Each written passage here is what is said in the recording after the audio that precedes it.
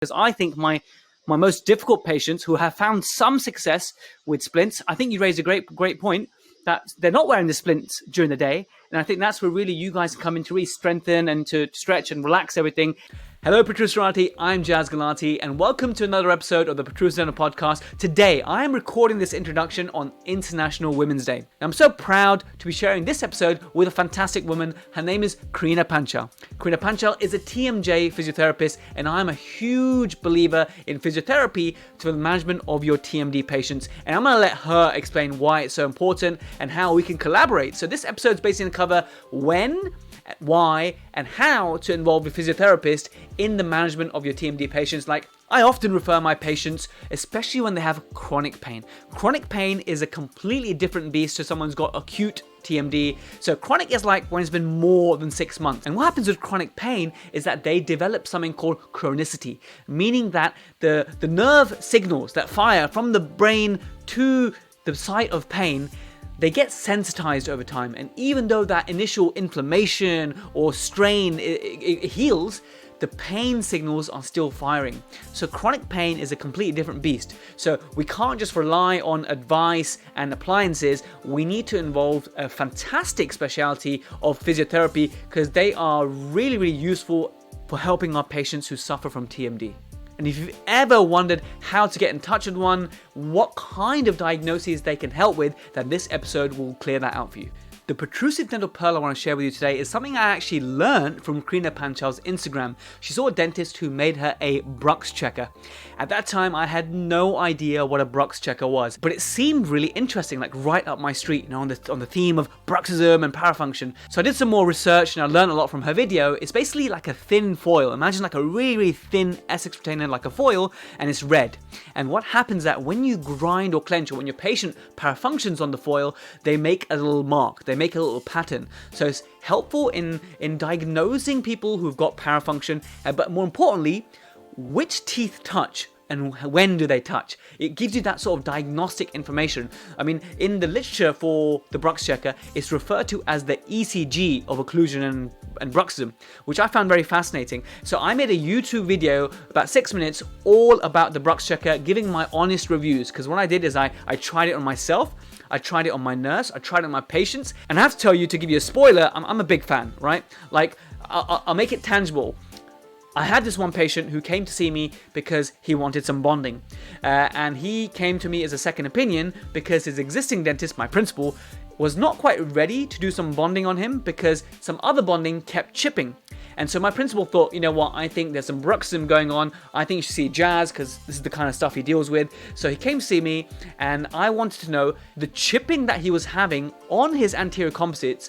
Was it due to bruxism or not? Or was it something that was not bruxism related, i.e. the composite was too thin, or something he was doing not at nighttime, i.e. was he biting on sellotape or biting his nails, that kind of stuff. So what I did is I made him a Brux's checker, and I mean, I'd seen that he had signs of bruxism and parafunction, so I knew he would create a mark in it. So he went home, he wore it for me, and then when he showed it to me, it showed that at no point did he touch or go near the composites that we were concerned about. And so whether he could or he couldn't have bonding on the premolars, I think he could, because actually it showed that he had canine-initiated disclusion and he didn't come onto the premolars which he wanted bonding. So as long as the occluding scheme is respected and you conform to it, I don't think there's any issue here in terms of chipping from bruxism, because I think his bruxism is happening in all the right places. It was happening on the canine teeth which didn't have any bonding on them. So this was a cool little thing to do, and I'm hoping I've shared some of those photos with you for those who are watching on YouTube to gain some value from that. So let's join the episode with Krina Panchal on the importance of TMJ physiotherapy. Krina Panchal, welcome to the Protrusive Dental Podcast, our first ever physiotherapist, and I am so pumped to have you on today. Thank you so much for coming on. Thank you. Thanks for having me. I'm very excited as well. I actually knew your husband, Kartik, from just social media, and I think I might have met him in a course, something like that. And then when I stumbled across you, when we started following each other on Instagram, I was like, yes. Wow, this is amazing. Because I've been looking for a physiotherapist who niches into the temporomandibular joint for so long. And I did find one, But he wasn't as good as you, Karina. So I'm so happy. The stuff you put out, the content you put out, the dentists and the surgeons that you are associated with in London is just wow, mind blowing. Like you work with some really top people in this field who also just love this area. So kudos to you. But before we just dive right in, tell us a little bit about your background. I know already because we had a little chat on the phone. But tell us how you, as a physiotherapist, ended up specializing within TMJ of all things. Sure. So basically, we do our degree, and you come out as a general physio, I guess like general dentistry, really. And then you work for a few years and you think, I need to specialize in something. Nothing was really taking my fancy, like whether I want to do musculoskeletal or neurological or specialize in the knee. And then I actually met my husband, Kartik. As you know, who's a dentist, and he introduced me to the TMJ, and he asked me, what can you do about it? And I said, well, actually, we're not even taught the TMJ at university because we're only taught neck down. So we don't even know what's actually going on in the head, which is ridiculous, really, because in other countries, they are taught that area. Anyway, cut long story short, I started reading about the joint and I thought, God, it's really interesting. No one's really treating it that well in this country in terms of physio. Why don't I do some studying on it? So then a little bit of studying and reading turned into doing some courses. So I guess I went over to America first, Atlanta first, and there was a physio there who was doing a well-recognized course, so I did a course with him, Steve Krause. Then I went over to Columbia University in New York, and they've got a head, neck, and facial unit there, department, where it's full of max faxes, dentists, physios, psychologists, and they're very multidisciplinary. And they were basically, all of them were treating these patients, and I was able to see that. So I did like a sort of mini work placement with them just to see how they work and then try and bring it back to the UK. Then I then started pitching as mini pitching to maxillofacial surgeons and dentists and said, this is what I'm doing. Are you guys interested? So started working with the joint. And then I went on to do some more qualifications with University of Liverpool. They do a master's module called the Differential Diagnosis and Management of TMD. And that's specifically for physios, right? That's not for dentists, right? That's specifically for physios, okay. The dentists can go on it if they wanted to learn more about, I guess, what we were doing and how we could work together. So I did that master's module. That was about 2015. Then I went on to do something called Crafter, which is a academy based over in the Netherlands, and it's actually Cranial Facial Therapy Academy. And they teach about all the cranial bones, TMJ, headaches, migraines, tinnitus, all of that, so anything to do with the head, neck, and facial region. So I did some courses with them. Then I went to Lithuania and did some Rockabardo courses. So for those who don't know who Rockabardo is, he is a very, very experienced physiotherapist in Chile. And he only treats TMJ. He has lots of courses that he provides. He's done lots of research on this area as well. So I did his courses to learn his assessment and treatment. And then alongside that, there's all the treatment courses like doing Pilates, dry needling, myofascial taping, laser, that sort of thing. So it's been a journey. But and now you work. Where do you work? Yeah, perfect. Yeah, so now I work I have a clinic in Mayfair, and I have a clinic over in Gerrard's Cross as well. So I'm working there a few days a week, and I don't treat anything but head, neck, and facial pain disorders. That's all I do now. I don't have any knees or shoulders anymore. Well, I'm so excited to learn from you because I think we can make this a really, really impactful episode for dentists. Because look, the TMJ is like this.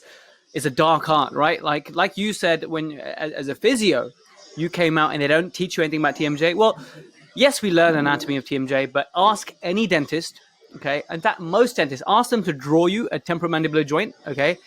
and you'll get a really, really, really small drawing, so small on purpose that you can't really make out what's what, right? Because we're not confident on this. We're not confident on TMJ. We're not confident in the management of clicks. We're not confident on temporomandibular disorders.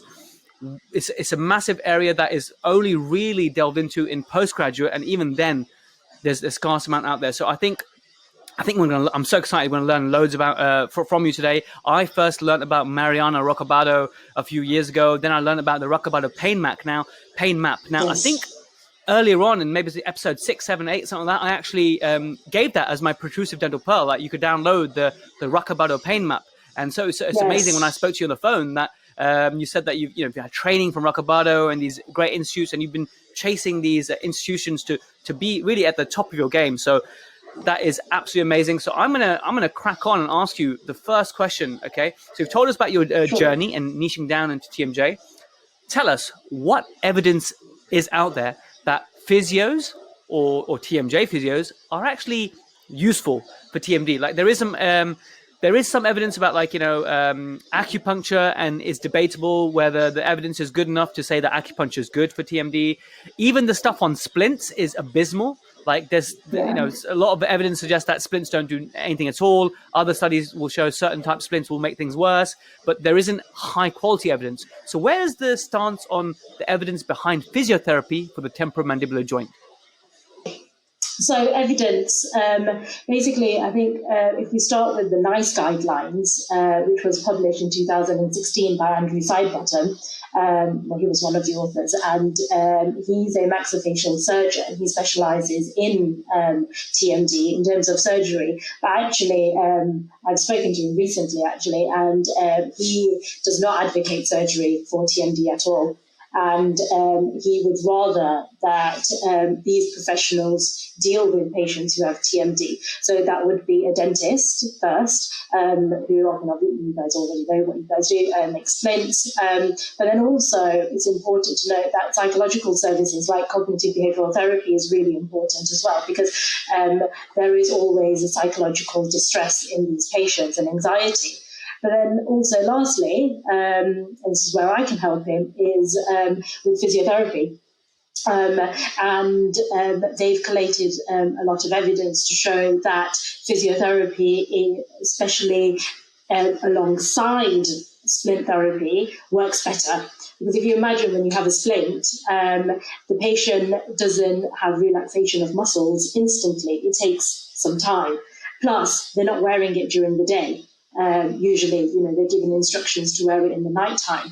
And there is something called, daytime bruxism, where people are clenching and doing other sort of parafunctional habits during the day as well. So that's where physiotherapy can really help, because we can actually relax all of those muscles and give them exercises and try and just help alongside splint therapy as well.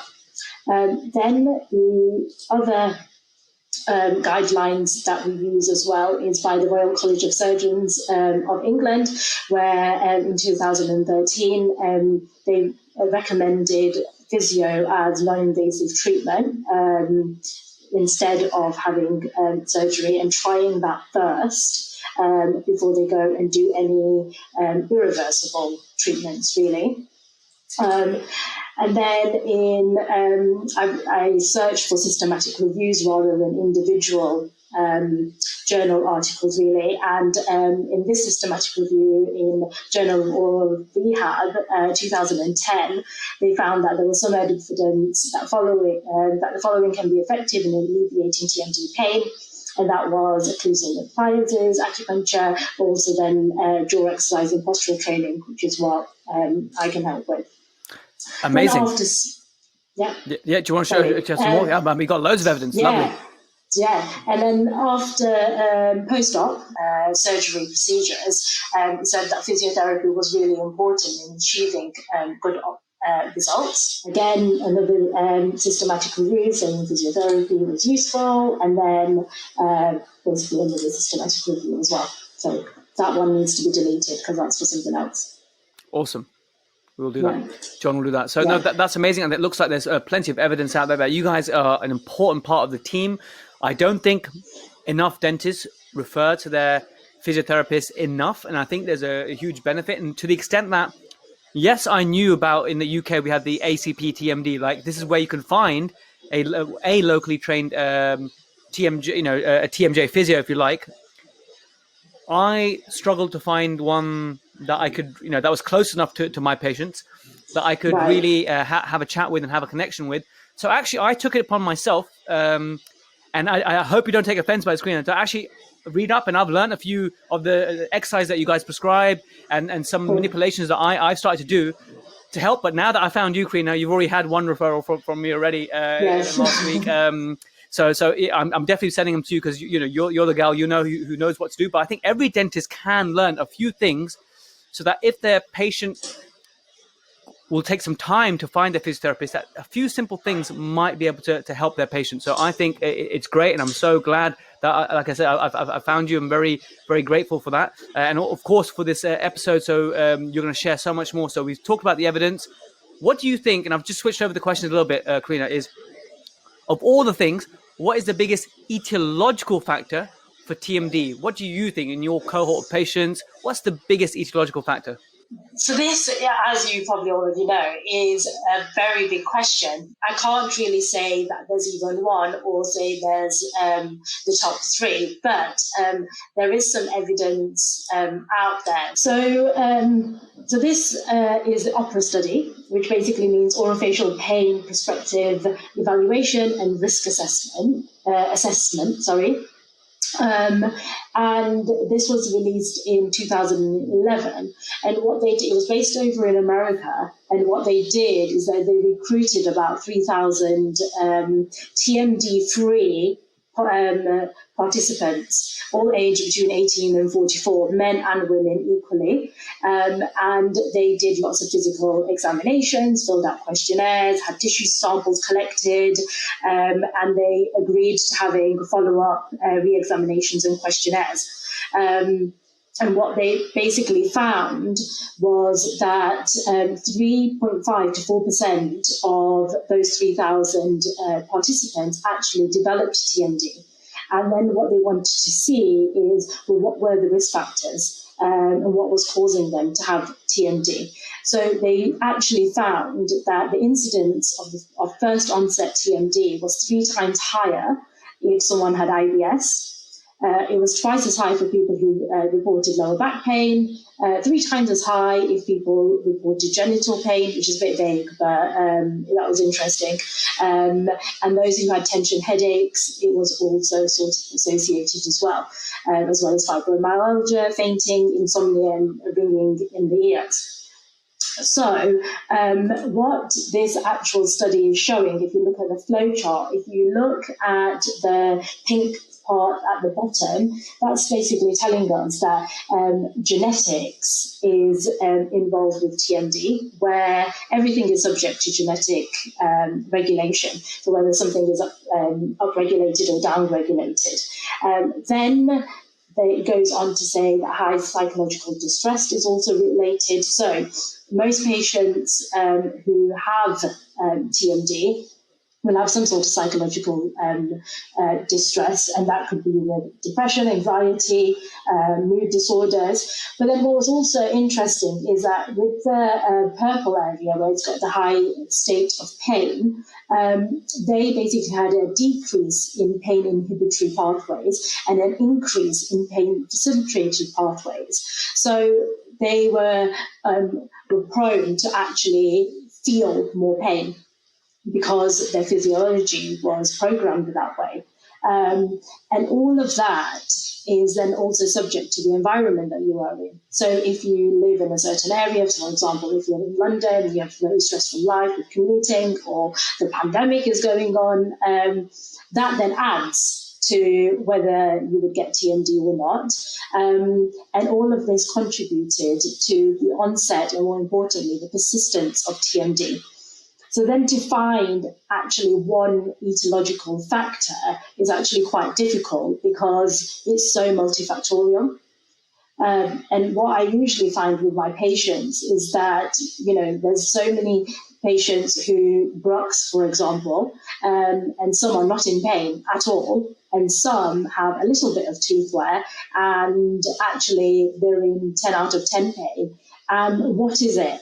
Because they may have loads of psychological distress that you don't know what their genetics are like, but the environment may be super stressful as well. Why are they not in pain? And I think really what it comes down to is something called adaptive capacity, where it's their ability to adapt or cope, or how much resilience they have determines their threshold to actually developing TMD.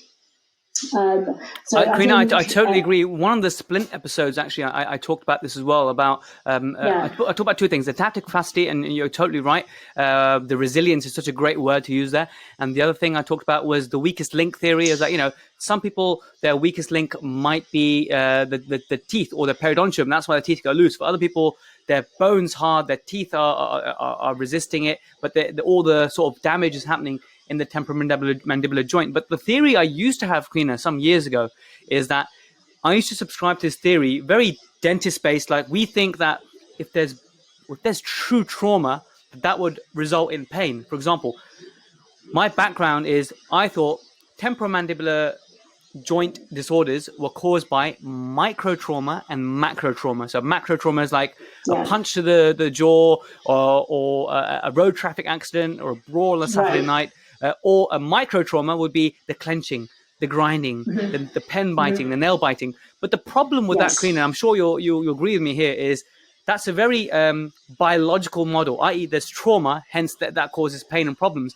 But I've since learned that pain is so complex. And this is why I treat my chronic pain patients of TMD very, very carefully. And from now on, you're going to be seeing all my chronic pain patients because they are tough. Because pain, just like you said, in dentistry, we were taught that how you feel pain varies by a factor of 4. So the same injection that we do, an ID block, for example, one patient in the same technique will say that's a 2 out of 10 pain. The next patient can say the same input is an 8 out of 10 pain. And that's a real pain. So because pain is so complex, because, as you said, the adaptive capacity can vary so much, that is a huge part. And it's not just biological. Now it's the biopsychosocial. Have you come across the biopsychosocial model of pain? Yes, so basically, that's one of the core modules when we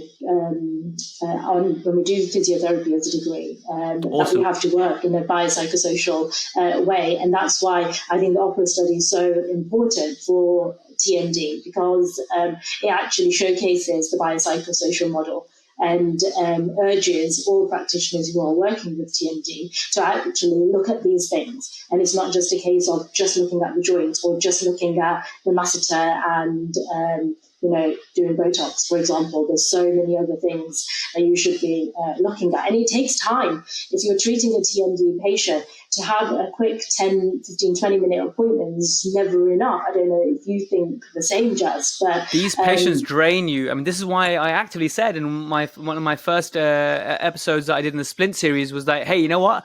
Don't refer me your TMD patients. I don't want to see them. No offense. I'm happy to stick to my orthodontics and smile makeovers and general dentistry. I don't want to be bombarded with TMJ patients. Learn to treat your own, because they're complex. And one of the other things that we haven't mentioned yet, but I know you're going to come on to, is even their sleep quality can be important, because that's all related to pain and everything. So this is all, their sleep apneas, whether they have that, and how well they're exercising. And you might have listened to the back pain episode I did with some physios.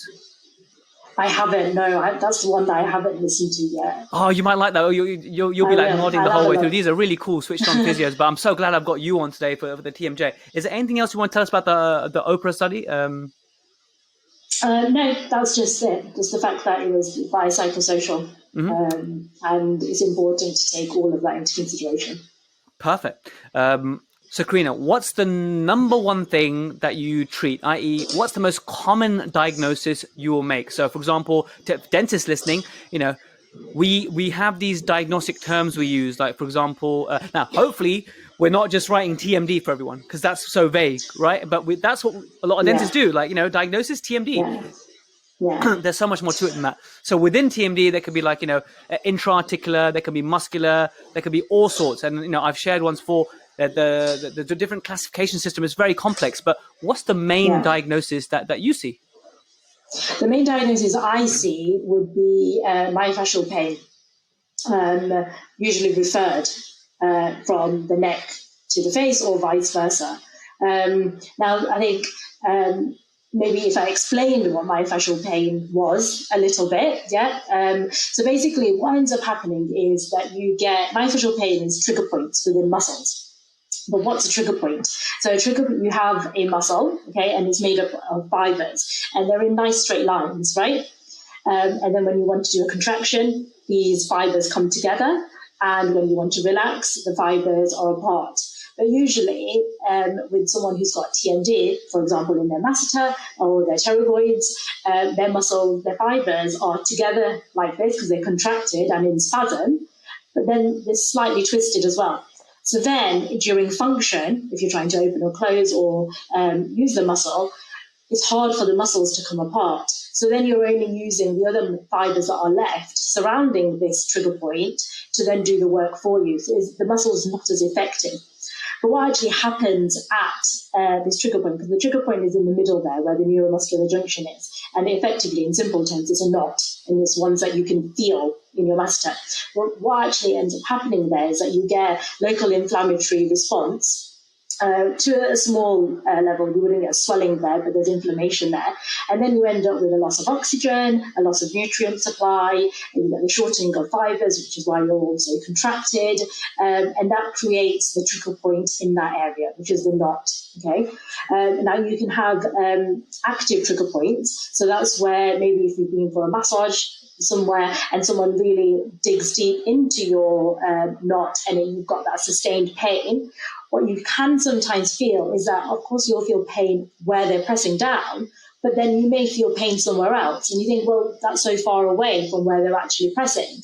That is what myofascial pain is, where you have a knot in a muscle, but then it is referred to another area.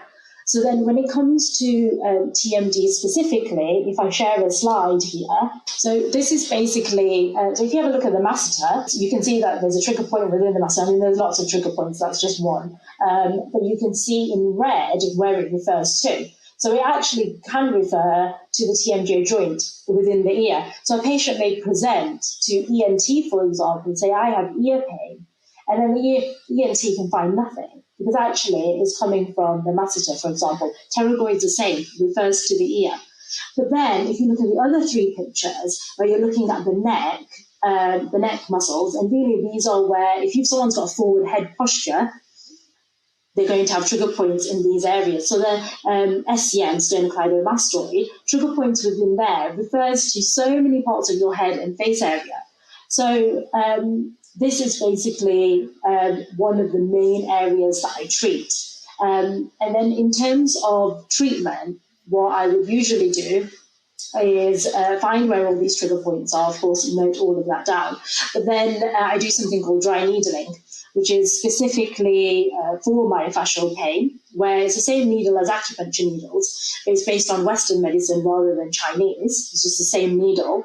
And I'm basically putting the needle into the knot. So instead of using sustained pressure and I'm putting down on the knot, I'm putting the needle in instead. And what that does is a few things. It increases blood flow into the area, but also because basically I'm putting the needle in, I'm causing microtrauma there. And then that then allows us to heal ourselves in that area, and it realigns the fibers. So rather than us being so twisted like this, the fibers are able to be apart, okay, and separated. But more importantly, they are now over here, which means they are in a relaxed, lengthened position rather than contracted. Yeah. So this. What would cause? You said just now sternocleidomastoid is the most common muscle you get. Did I interpret that correctly? You said that's the most common area you treat. Well, yeah, as well as probably the trapezius and the suboccipitals as well. Okay, so suboccipitals, trapezius, and sternocleidomastoid.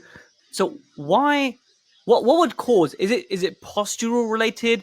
Is it anything that people are doing that's causing the knots to happen in the first place? What's causing the knots in the first place, if you know what I mean?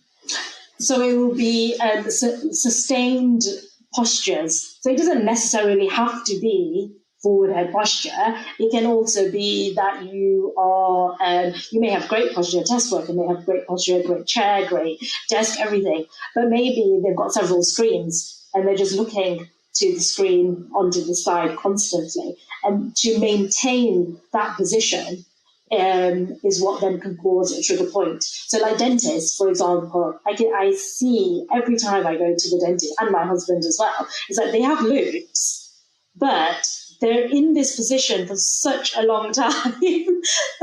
And he has loads of trigger points, So it's sustained positions.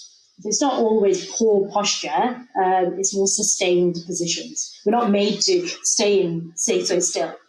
It reminds me of what the physio guys shared in the physio episode. Matt and Sam, they said your best posture is your next posture, i.e., keep moving, which I love. I always remember that. So movement is a healing agent, and I love what you guys do, the physios. You guys really have got that all just to a T, and it's just great. Movement is medicine. That whole saying itself, it really gets your patients thinking. And what I learned from you guys is that quite a lot of times patients, because of the initial acute pain they had, which then turns into chronic pain, and their muscles, they sort of almost enter an avoidance pattern. They're avoiding, they're bracing, they're not using the muscle, and then that makes things worse. And then, I'm only sticking to soft foods. But really, what I learned from you guys so far is that they should be stretching. They should be using. Now, correct me if I'm saying anything wrong, because this is your episode, Karina. You're the expert. I'm just someone who as a dentist has an interest in this area. But am I right in saying that you guys are encouraging more movement and not the whole stick to soft diet, don't talk too much, that kind of stuff? Completely. And really, as physiotherapists, what we want to do is improve mobility, reduce their pain, and more importantly, establish normal movement and rehabilitate towards function. So when it comes to the TMD, really what we're looking for is that, are they eating all foods? Are they chewing on both sides? Are they really strengthening wise? You only need food, your meals, to strengthen the jaw. You don't really need to do extra chewing gum or any extra exercises like that. That's enough. But it's about making them aware as well of what TMD is and making sure that they're using everything that they should be using towards function. Chewing, are they yawning properly? Are they avoiding certain things? That's exactly what we want them to do. Is we need to have normal movement, not stop doing any sorts of movements. Awesome. So you touched on myofascial pain. You said that you're using dry needling a fair bit and the prescription of exercises. Is that the main thing that you would do? Is there anything else that we should know about the treatment that you provide for myofascial patients?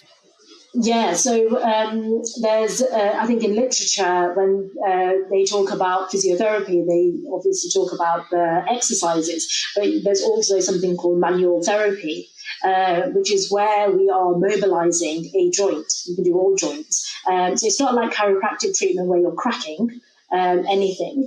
This is making joint movements within your normal range of movement. Okay, so at the TMJ joint, we would do a distraction technique. I put some gloves on, thumb inside your mouth, and then distract the joint. So I think it's only a couple of millimeters, not as much as what I'm showing there. But basically, this is the direction you'd go in, and what that does is that it gaps the joint, so you can increase blood flow into that area. But in terms of myofascial pain, it then allows us to stretch the temporalis and the masseter as well. And then we do a lateral movement as well, still internally. And that allows us to work on the pterygoids and possibly the disc as well. So that also helps stretch that muscle so that the trigger points don't happen as often alongside the exercises, because otherwise all you're doing is loosening someone off, and then what? Once they stop seeing you, it's all going to come back again. So the strengthening part and then being compliant with the strengthening exercises is really important. I often liken what you guys do to a little bit how we as dentists treat perio disease. So what we do, the deep cleanings that we do at the practice is important to remove the biofilm. but what they do at home thereafter in terms of their maintenance, their TP brushes, is what really does the treatment. So same, you guys do your manipulations or sort of joint manipulations, and you prescribe the exercises for them to continue at home, and that's what's strengthening everything. Is that a fair analogy? It is. It is. And you have to make it easy for the patient. I'm sure you guys do as well. There is, a couple of take-home messages, really. So I've done a video of me doing the exercises so that they've basically got no excuse to not do them. And also they're compliant and there's no way that they're doing something else. Because you tell them one thing and then they come back saying, yeah, I've been doing it, and actually they're doing something completely different. So I have videos, I explain, like I spend about 45 minutes with them per session, because I really want them to understand their own condition, how they are responsible for it as well, not just me doing hands-on work. And I think I'm still working on it, but I think I'm able to get that message across. Awesome. Perfect. Next thing I want to ask is a very clinical question in terms of dentists. We see patients who have their mouth open for long periods of time. Let's say we're doing a root canal treatment or a difficult extraction. And obviously the muscle is responsible for mouth opening. Primarily, there's others as well, but primarily we've got the lateral pterygoids, and that contracts the lateral pterygoid, it shortens the muscle. It can go into spasm. Now, it has happened, and I know you've seen these patients as well, where the dentist has said, okay, we're done with the procedure. You can now close. And then suddenly they're in masses of pain. And what's happened is that the disc has acutely displaced anteriorly. And now what they have is usually it would be a closed lock, where it can actually mean, I'm trying to think, it can be an open lock as well, because the disc has gone posterior. You tell us what you see more of, but how can we prevent it? I've sort of given a few hints. Dentist side, how we can prevent it and what I think, but I want to hear from you. But also, how do you treat that? And see, if we don't have a physio near us, how can we treat it just acutely, the acute management of that really painful situation? Okay, so you're right. It's basically the lateral pterygoid that's gone into super duper spasm. So when, say, if I was treating that patient, if I got that referral, then things I would ideally do you want to see them fresh, right? You want to see them the same day, right? I imagine, or am I? Ideally, as soon as possible. Yeah. But yeah, same day would be great, because then that way I can really bring the inflammation down, and bring the spasm down quicker. Otherwise, it's just going to get more and more tighter. So ideally, yes, the first day. But then I would I have a low-level laser that I use, which works on pain and inflammation.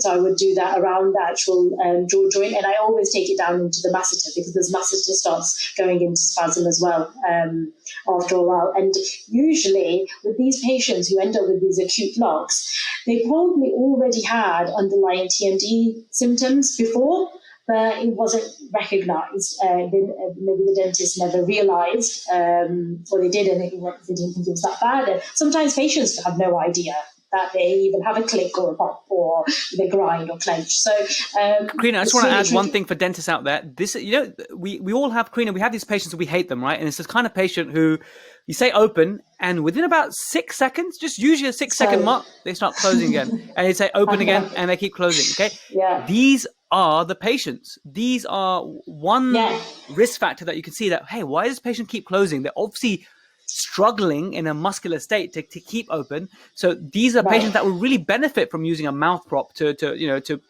take that load away from the lateral pterygoid. But yeah, that's one type of patient that we should be looking out for, that, hey, this patient could be at risk of this happening after a long procedure.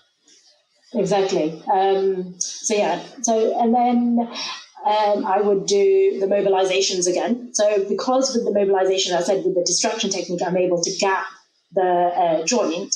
That then allows, if the disc is displaced anteriorly, allows the disc to possibly come back as well. But then because of the lateral movement I end up stretching the pterygoid as well. So if I'm able to gain the length in the pterygoid, then the disc can also come back onto the condyle as well. Then I will give them some. Is that painful, Karina? I can imagine them really being a lot of pain when you're distracting, or not. No, it's not. You just feel stretchy. at that stage, I could really go for it, but I don't. I make sure that it's all within their comfort levels, just because I don't want to increase more inflammation there. There's already inflammation there, so we don't want to do that. So it's all, there's a lot of TLC involved with that at that stage. If it persists, then yes, I do. Then I'm a bit more aggressive with the mobilizations that I do. But initially, no, it's not painful. And within the first couple of sessions, you're able to resolve that anyway. You never really need to get to a point where it's persisted. It's only if I've seen someone a few months down the road and actually there's a lot of adhesions in there. But yeah, no, it's resolvable. And then once it has resolved, I will then reassess them to see, do you actually have TMD-associated symptoms pre-dental procedure? And usually, like 100% they do, and they just don't know. So then I say, do you want to address this? And usually they do, because they, like you say, they struggle with opening. But then there's the opposite patients who can open so wide and can stay open. And then those are also patients that probably a physio needs to see, because, they've got like 50, 55, 60 millimeters of opening. Hypermobile. Hypermobile, yes. And they're moving around everywhere. The sense of hinging and rotation doesn't really exist with them. So those are also the patients that probably we need to see, because they need strengthening. And because their ligaments are so lax, the muscles have to compensate. So just a little bit of strengthening work will just allow them to stop subluxing as much. And that patient I described that comes in an acute scenario and you see them, is it typically an open lock, i.e. their mouth is open, or is it a closed lock and they cannot open? Which one do you see more of, or is one more common than the other? Closed is more common, from what I see, by far. Yep. Closed is more common, where the disc is anteriorly displaced. It's rare that I see a open bite. Yeah, that was my understanding as well. I thought closed is more common because the disc is stuck in front of the condyle and you can't open beyond that 15, 20 millimeters on one side. So I imagine in that situation, you see a lot of them where it's happened on just one side, unilateral, and the jaw is deviated to one side. Yes, exactly. So when they're opening, it's a straight line deviation. It's not the S shape. It's a straight line deviation to the same side because the lateral pterygoid has pulled them over onto that side. And then you see them basically centralize as the lateral pterygoid relaxes. And in terms of prevention, do you think it's fair as a dentist side to recommend using a mouth prop? Firstly, identifying who may be at risk. B, using a mouth prop, and C, using our physios even before you get to those long appointments to help strengthen things, to help the patients heal and function better, and hopefully if they have headaches and stuff, that you guys can help them, right, with headaches. Right. And because I get this question a lot from dentists, is like, how should I be, as a dentist, assessing the patient quickly, though? And then I know whether they are at risk. Should I be taking other things into consideration? Should I even be referring to you? And I usually basically tell them is that it's not really, you don't have to do loads of things. Really, maybe when the patient comes in or before their appointment, you can send, there's questionnaires that physios use where there are objective markers as a baseline of, and we're checking their oral habits, we're checking any limitations. There's a questionnaire called the jaw limitation scale. Maybe sending these out to patients or whilst they're sitting in the reception, getting them to fill that out. And it also then checks their psychological state as well. And then assessing them from both of those points, I think it then allows you to see, do they actually have a TMD condition? Are they in a high psychological state right now as well? And then you can think, well, actually, maybe I do need extra time with the patient. Maybe I need to put this prop in. Maybe I need to send them for physio. But maybe sending those questionnaires out might help. And the dentists that do use it, they have found it useful, because otherwise then if they end up with an acute lock afterwards, that's more trickier to deal with. Whereas just giving them the questionnaire and then putting the block in, and sometimes the patient just need acknowledgement that this is being taken into consideration as well, especially if they're fatiguing a lot. Are these available? Can I share these with the community, the listeners, the Protrusive? So if you could send those to me, I'll put them on the Protrusive Down Community Facebook group and then link it back to this episode, so then those people can listen in and learn more. Would that be okay? Yeah.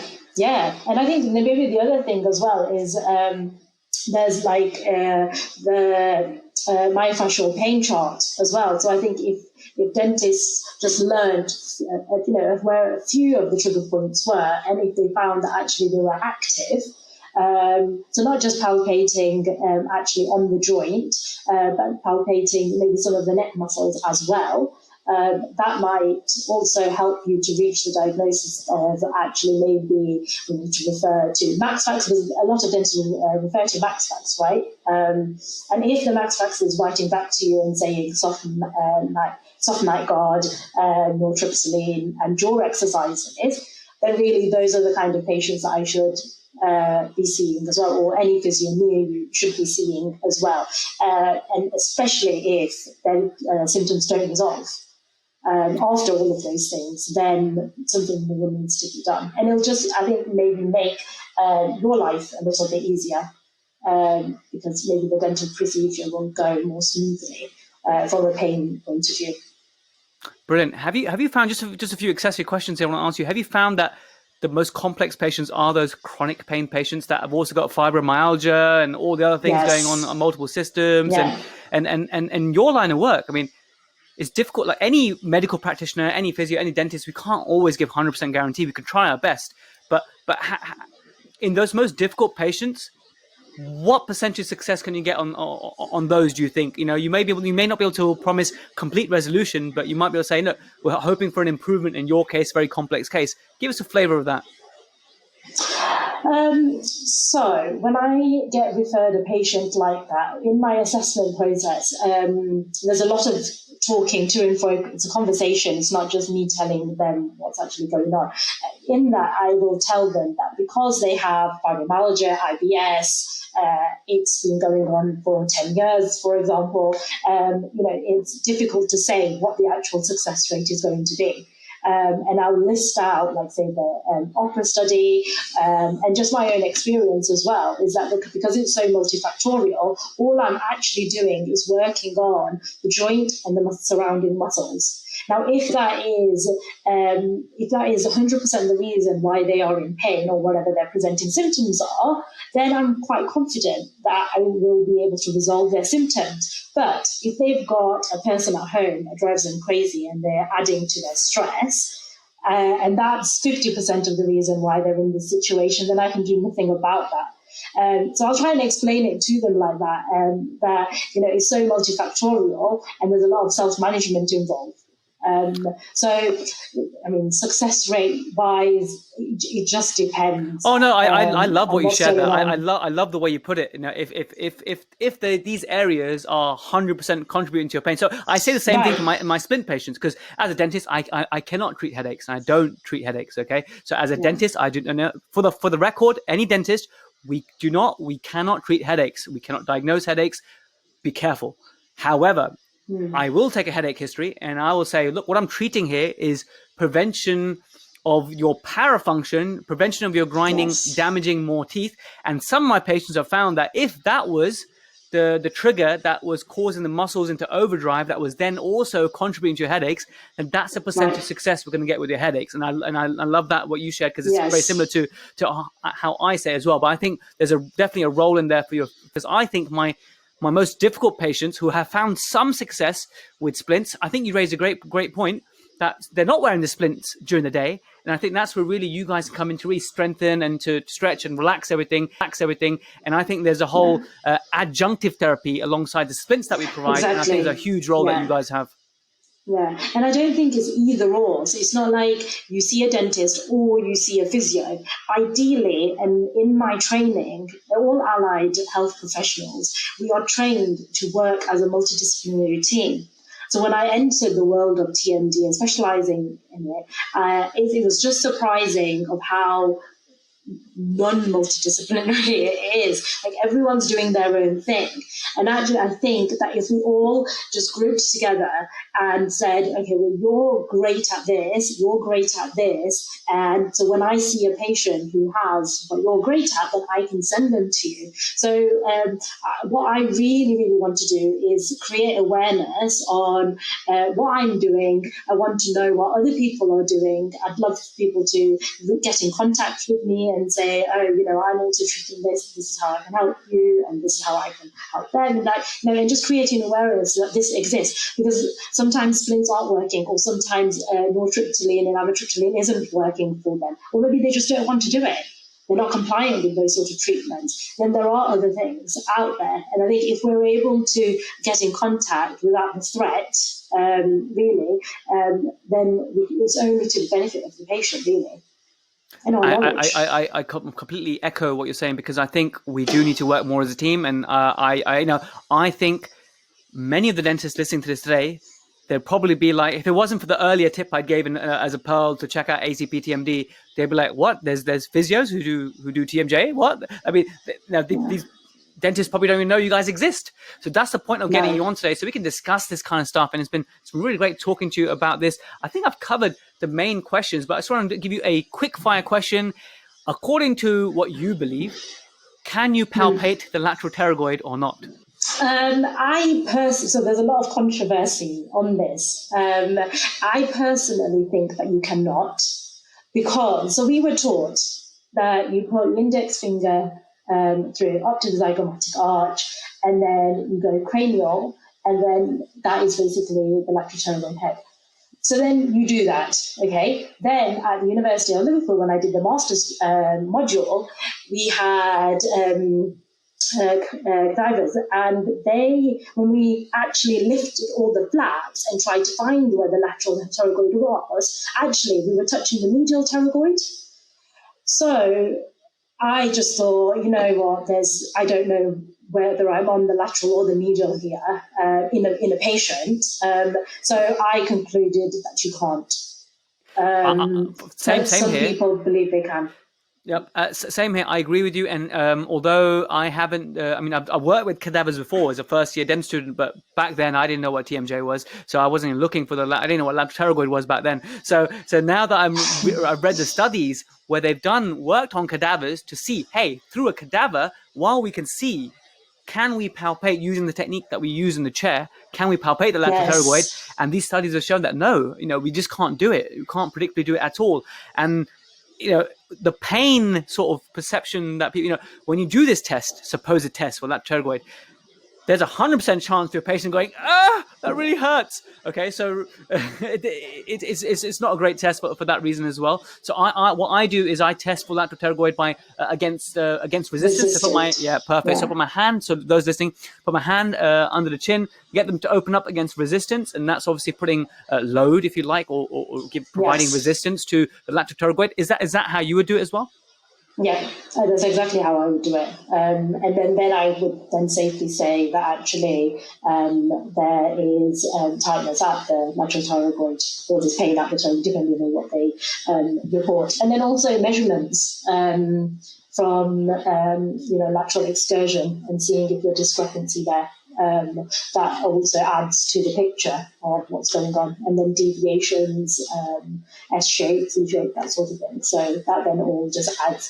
If you don't have to just palpate to then say the lateral pterygoid is involved. There's other ways as well. Absolutely, but there are some eminent physios who would say that, no, I can feel the lateral pterygoid. This is definitely lateral pterygoid. So this is the beauty. I always used to look at this kind of difference, like, this is terrible. Why can't we all just agree? But this is the beauty of dentistry. Now we're learning there's the beauty of physio, that there are different opinions. I'm sure there's different schools of thoughts within. I'm sure what you do, there might be some physios think, oh, that's very controversial or whatnot, and I'm sure what you see other physios doing that. Hang on a minute, that's not right. And it is the way it is. This is how our professions work, so it is what it is. Brilliant. You've answered all my main questions. Now I want to give the mic to you to just any advice you want to give to dentists getting into this field, and B, how can we follow you on social media? Give us your social media handle so we can learn more from you. So maybe advice to dentists would be is that, so as physios, hopefully through this podcast, I've actually highlighted that we don't just massage the masseters, and that we actually have a different range of treatments that we're actually able to do and things we're able to treat as well. But also, I think if you're able to get the muscle chart, maybe I can send it to you and people can download it. I can send you a muscle chart to actually look for the myofascial pain, because that's probably 70% of the patients that most people treat with TMD. And then I guess people can find me on my website, which is KrinaPanchalPhysio.com, and I'm also on Instagram, where I'm probably most active, at Krina Panchal. So you can see lots of patient videos, interviews that I'm doing with lots of maxillofacial surgeons that I'm working with at the moment as well, and just showcasing how this can actually be treated. Amazing. Well, definitely, I'll put the handles on and the website, and any downloads that you do email me over. Please remember, Karina. So I can add those on. And I just thought of a story actually. The first time, about 2.5 years ago, I actually referred a patient to a physio, TMJ Physio. Found him through the ACP TMD. This was when I was working in Oxford, and I was amazed. I had this patient who had this acute episode where he ate something hard and he felt a crunch, and now he's a bit of pain, but now he cannot open, and his opening was about 35 millimeters. And I was like, wow, I don't know, maybe I should send you to a physio. And then in one session, in one treatment, he was able to get him to 51 millimeters. I was like, wow, that's amazing. That really opened my eyes, all those years ago, I suppose. But you guys, as we covered today, see so much more than that. And I think you guys are a really important part of the team in managing, quote unquote TMD, which is a massive umbrella term. But I urge you all to find a physio near you that you can refer to. You'll get so much more success with your splint. So I've got the splint course coming out very soon, and I'll be adding a whole bit on that. Make an alliance with your physios. They will help you. And for your toughest cases, you need them, because chronic pain is tough. Your splint will not help chronic pain. That's why I try and stay away from. I like to cherry pick the easier cases. It's so much. Your success rates will be so much higher that way. But Karina, thank you so much for coming on and sharing your time and expertise with us today. Thank you so much for having me. It's been a pleasure. Guys, thank you so much for listening all the way to the end. I really appreciate it, as always. If you're listening to this and it's like this is a brand new episode, then wow, I have just pretty much launched my splint course, or it's about to launch. So on Friday, I'm launching the splint course, splintcourse.com. And I'm so proud of it. This is my baby. It's taken so many years of video recording, late nights, early mornings to finally bring this 10 or 11 hour course into fruition. I say 10 or 11 because it depends on whether you count the bonus modules or not. So I've got lots of content on there. I won't bore you because I've already told you all about the splint course already in various opportunities. So please do check it out. If you're interested in learning more about occlusal appliances, check out splintcourse.com. Karina was one of my beta testers because I was really keen to hear her opinion of what she thought I was teaching dentists, because I wanted to have a whole section on there on the importance of conservative care and the importance of physiotherapy. So check out Splint Course if you haven't already, and I look forward to seeing you on there. Otherwise, I'll see you in the next episode. And hey, if you found this useful, do follow us on @Protrusive Dental, and also follow Krina Panchal as well. Her Instagram handle is @Krina Panchal. Thank you again, everyone, and I'll catch you in the next episode.